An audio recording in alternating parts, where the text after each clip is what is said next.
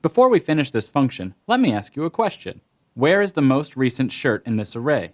Is it the first element, or is it the last element? Our query orders products by SKU in descending order, so the most recent shirt will be the first element in the array returned from the query. That's different than how the function used to work, so we'll have to account for it.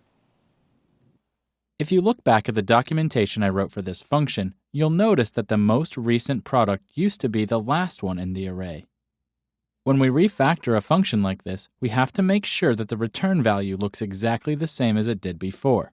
Otherwise, we might accidentally change something on the website, or we might have to go change our controller or view code in multiple places to handle the new return value. Before we return this array, let's reverse the order so that the most recent product is at the end. We call the array reverse function passing in the array.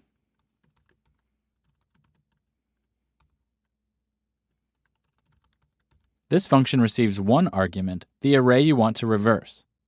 It doesn't reverse the array itself, but it returns a copy of the array with the elements reversed.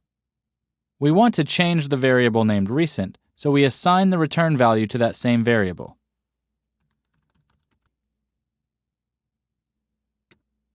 Let's open up the home page and take a look. I'll refresh it, and everything looks the same. It can be a little underwhelming when, after you refactor something like this, you don't notice a change, but you can feel good knowing that the query performs much better now. Let's go back to our code and break our query just to make sure that our code is really being used and fails correctly.